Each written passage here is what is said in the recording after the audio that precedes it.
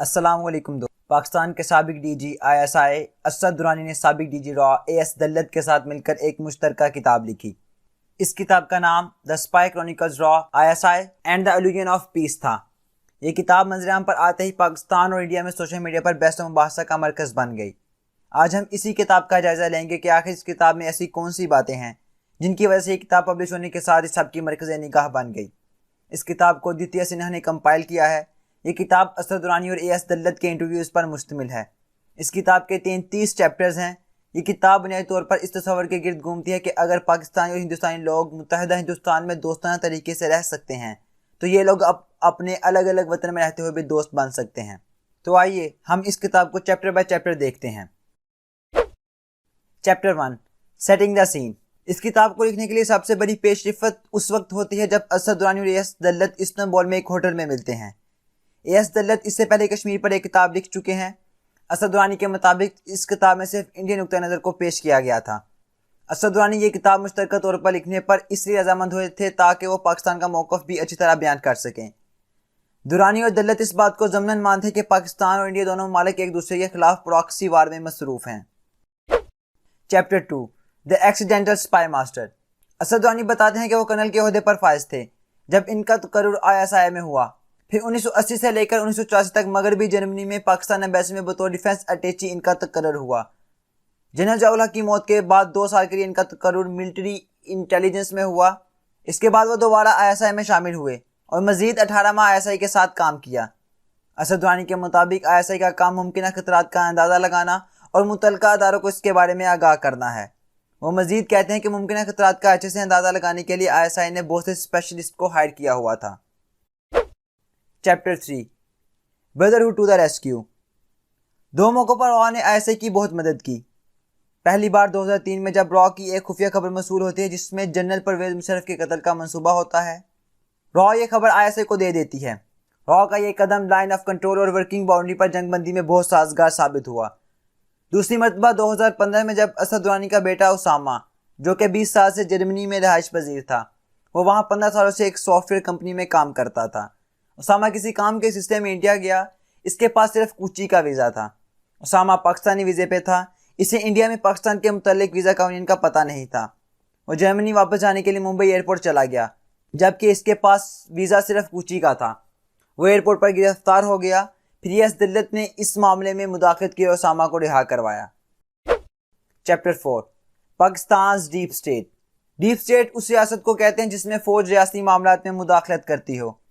اسد درانی کے مطابق پاکستان امریکہ کی طرح کی ڈیپ اسٹیٹ نہیں ہے۔ امریکی اسٹیبلشمنٹ بہت مضبوط ہے۔ امریکی اسٹیبلشمنٹ نے افغانستان اور مشرقی وسطی سے امریکی فوج کی واپسی کے لیے باراک اوباما پر پریشر ڈالا تھا جس میں کافی حد تک کامیابی رہے۔ اس طرح امریکی اسٹیبلشمنٹ اب ڈونلڈ ٹرمپ پر بھی پریشر ڈال رہی ہے کہ وہ روس کے ساتھ زیادہ پنگے نہ بڑھائیں۔ اسد درانی کے مطابق کچھ حساس معاملات میں آئی ایس آئی مداخلت کرتی ہے۔ اسد درانی کے مطابق آئی ایس آئی کو اسامہ بن لادن کی ایبٹ آباد میں موجودگی کا علم ہو گیا تھا جس کے بارے میں سول گورنمنٹ کو بھی آگاہ کر دیا گیا تھا اور امریکہ کو اسامہ بن لادن کو پاکستان سے لے جانے میں پیشکش بھی کی گئی تھی۔ اسد درانی کے مطابق افغان جہاد کے دوران آئی ایس آئی بہت مضبوط ہو گئی تھی۔ آئی ایس آئی کی صلاحیتوں میں بہت اضافہ ہو گیا تھا مگر اس جنگ کے ختم ہونے کے بعد آئی ایس آئی کے لیے بہت سی مشکلات بھی پیدا ہو گئی تھیں۔ اسد درانی کے مطابق ڈاکٹر عبدالقدیر خان اپنے آپ کو منوانا چاہتے تھے۔ سیلف پروجیکشن ان کی سب سے بڑی غلطی تھی۔ Chapter 5 I S I versus را۔ اے ایس دلت کے مطابق آئی ایس آئی 2 وجوہات کی وجہ سے را سے بہتر ہے۔ ایک تو آئی ایس آئی را سے پرانی خفیہ ایجنسی ہے۔ دوسرا آئی ایس آئی کے کسی جاسوس کو آج تک کوئی کیمرہ نہیں پکڑ سکا۔ اسد درانی کے مطابق 1965 کی جنگ میں آئی ایس آئی نے اس بات کا کامیابی سے اندازہ لگایا تھا کہ انڈیا کی کتنی فوج کس جگہ سے حملہ کرے گی، لیکن 1971 میں اس بات کا اندازہ لگانے میں ناکام رہی کہ مشرقی پاکستان میں اتنا بڑا حملہ ہوگا۔ اے ایس دلت اس بات کو تسلیم کرتے ہیں کہ را داؤد ابراہیم، حافظ سعید اور مولانا مسعود حضر کو کاؤنٹر کرنے میں ناکام رہی ہے۔ Chapter 6 C I A and other agencies.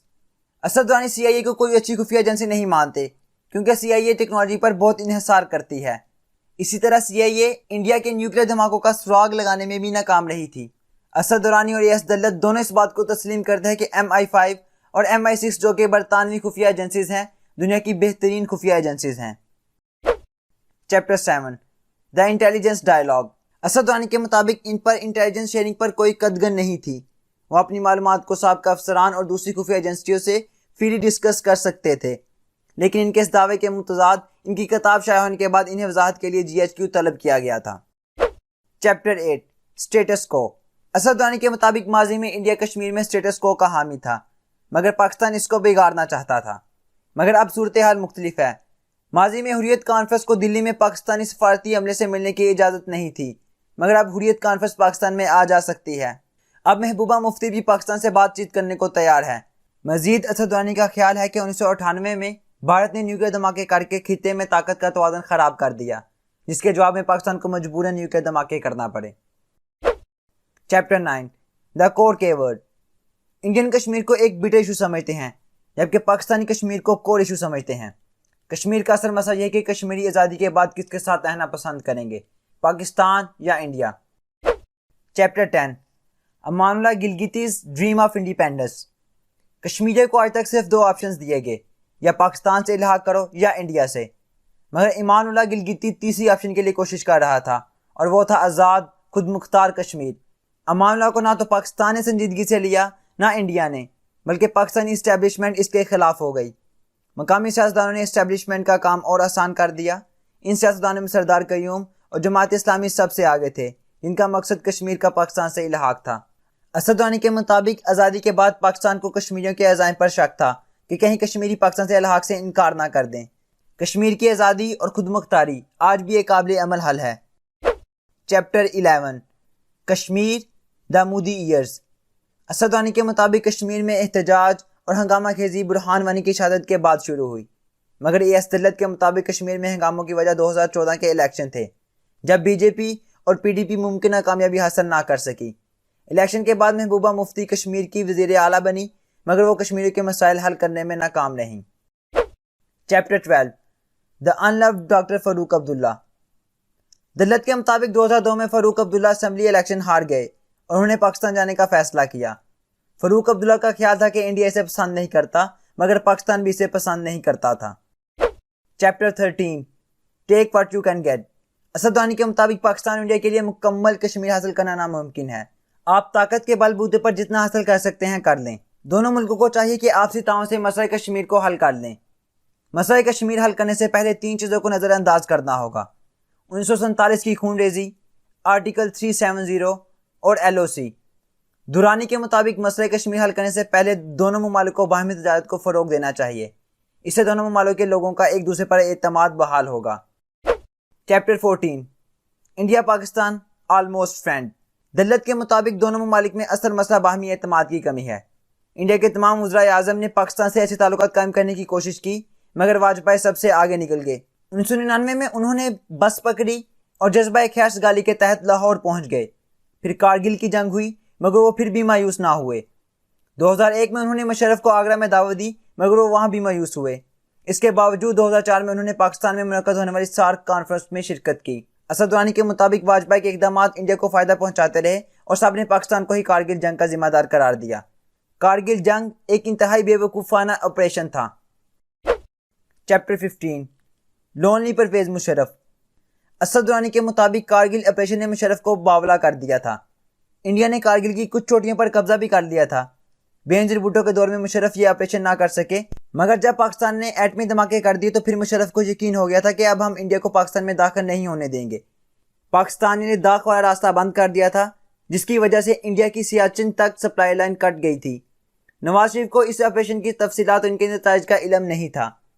Sinha کے مطابق راہ نے کارگل جنگ کے دوران مشرف جو کہ اس وقت چین میں تھے اور جنرل عزیز جو کہ راولپنڈی میں تھے، ان کی ٹیلی فونی گفتگو سن لی تھی، جس میں راہ کو پاکستان کے بہت سے اندرونی معاملات کا پتہ چل گیا تھا۔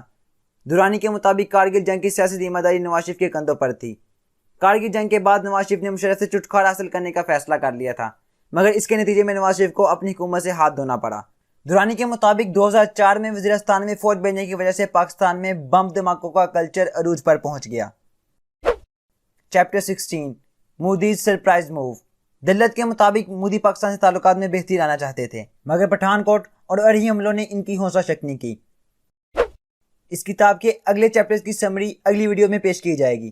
ابھی تک کے لیے اس ویڈیو کو لائک کریں، شیئر کریں اپنے دوستوں کے ساتھ، اپنی رائے کا اظہار کمنٹ باکس میں کریں، ہمارے چینل کو سبسکرائب کریں اور ساتھ بنے بیل آئیکن کو پریس کر دیں تاکہ آپ کو ہماری ہر ویڈیو کا بر وقت نوٹیفیکیشن ملتا رہے. And finally thanks for watching.